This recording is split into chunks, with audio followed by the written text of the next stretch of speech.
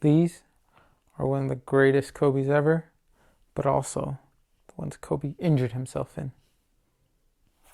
So, yeah.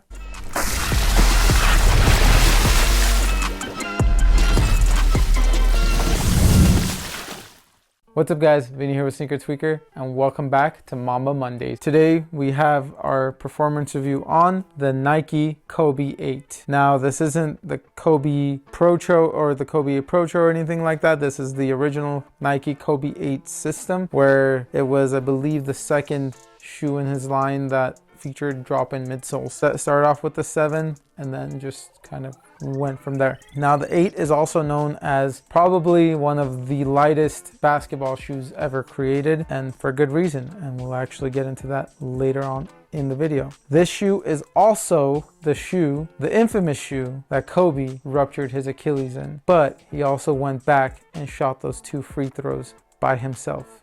Didn't need any help or anything like that. Can you say anything like that about any of the current NBA players? Which other NBA player would have that kind of mindset? None of them. Only Kobe. Maybe Clay. It's ironic because that game was against the Warriors. So now, like I said, this is one of my favorite Kobe's of all time. Honestly, with every Kobe shoe, I'm going to say pretty much all of them are near perfect. Now, clearly all of them are going to have their flaws and everything, but I also have a sentimental attachment to these shoes. There were some things that could have been better with the 8. There were some things that could have been better with any of the Kobe's. For me, my all-time favorite Kobe is the Kobe 6 or the Kobe 6 Pro, but the 8, I would say, isn't too far behind. Now, it's a little bit hard to rank Kobe's because it is one of the most consistent lines that Nike has ever made. So saying one shoe is ranked first for me and one shoe is ranked 10th, it could be very, very, very small differences and still be that big of a gap in rankings, because the shoes in themselves, I wouldn't say are that far apart. It's just whenever these shoes are so consistent, you kind of have to nitpick at things to say, hey, this one's better because of this and this and that, this and that. As always though, let's start off with the traction and see what makes these shoes so great. First and foremost, the Kobe 8 system, or the Kobe 8, features a herringbone traction pattern. The traction pattern on this is, it's actually pretty pliable, so I don't know that this is a shoe that I would take outdoors, especially because of how rare these shoes are to get now, especially the original 8s. I wouldn't recommend taking them outdoors, but indoors, these things grip like crazy. I already have actually, I guess, a good amount of wear on these things, especially where my strike zones are. I do have the outsole kind of ripping off already, but this traction and this shoe in general bites the floor really well. It bites through dust, really didn't have to wipe much at all, and I was honestly good to go pretty much the whole game. It does also have a decent amount of squeak, so if you are wanting that feedback, it will have it.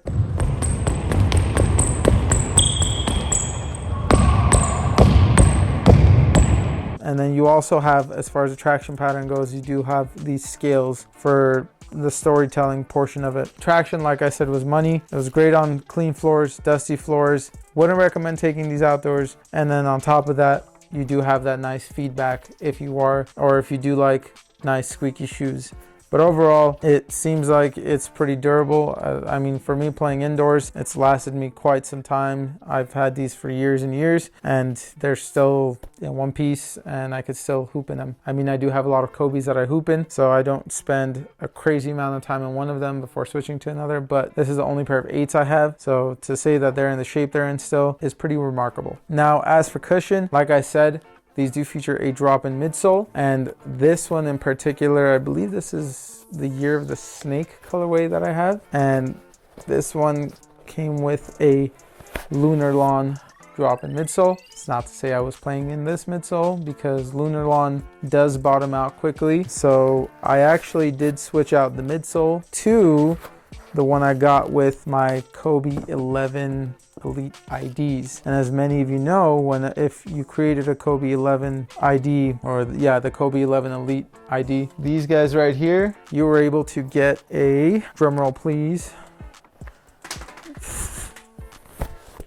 a full length Zoom drop in midsole. So I actually switched this midsole out between my 8s, my 9s, and my 11s, and I love it. This cushion is, I guess I would say, slightly heavier than the Lunarlon that's in the 8, but as far as getting an adequate cushion, one that has nice responsiveness, you do get a nice bounce. You also get some plushness out of it. This one is going to do that for you, and just being able to playing these with the 8s, with my 9s, my 11s, I loved it. It was one of the best cushioning setups to date for me. Zoom and full length zoom, you really can't go wrong with. So that's what I use mainly in this, but generally they do come with Lunarlon. I believe the Elite version did come with Zoom, and I've heard of other colorways. I'm not sure. This is the only colorway that I have, and based off my experience, it comes with Lunarlon. I just was able to use Zoom because that's what I got in my Kobe 11 Elite Nike ID, and I just switched out the midsoles.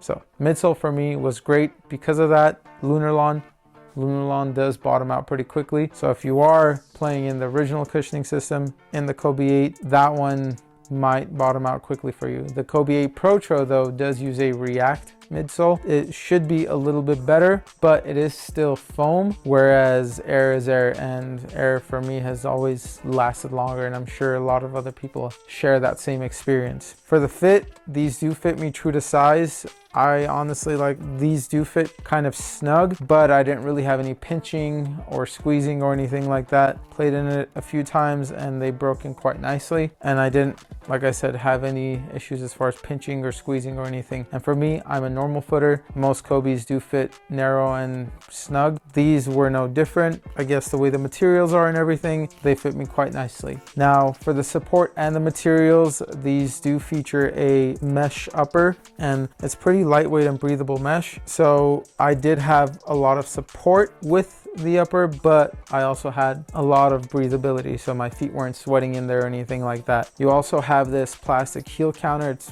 actually pretty beefy, going through the heel of the shoe, and then you do have these TPU pieces just going all the way up, not all the way up, but just up the forefoot, helping just to keep everything intact and in place. The tongue on the Kobe 8s is also this really thin material. If you really crank down on the laces, there isn't really too much support to help with lace pressure, but it's part of what makes the shoe lighter, part of what makes the shoe more breathable. So keep that in mind as well. Also, one of the things that I like about Kobe's and what they've done with a lot of their models, if not most of them, is a carbon fiber midfoot shank plate. So you do have nice torsional support. This shoe isn't going to bend on you or anything like that. For everything that this shoe does, it's super minimalistic, and like I said, super light. As I mentioned, it is one of the lightest Kobe's ever made, and not just Kobe's, but lightest basketball shoes ever made. For a size 9, these weigh in at 9.4 ounces, which is ridiculous. If I were to take off that midsole, see how much that's gonna weigh then. Take that midsole out, these things weigh in at 8.3 ounces.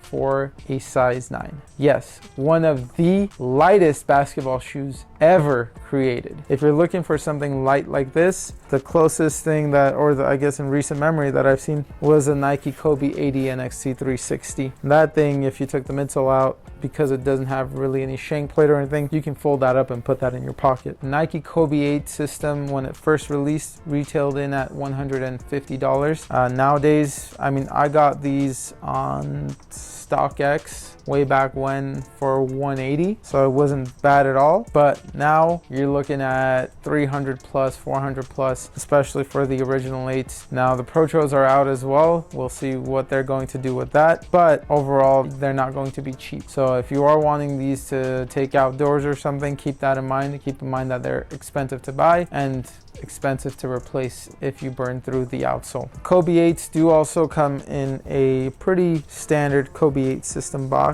This is right here. As you can see, there's pretty much scales in the background as well, and that's a pretty common trend with Kobe's and really the boxes and the shoes. I mean, he was the Black Mamba after all, so it's only normal for him to have scales throughout his shoes, throughout the boxes. It's just a theme that is Kobe, and that is the Black Mamba. If you guys have played in the Kobe 8s before, the original or the Protro, or really any Kobe's at all, comment your experience down below. If there are any other shoes you guys would like us to review, whether it be Kobe's or anything else, let us know down below. For more content like this, please like, subscribe, and follow. We'll see you guys in the next one.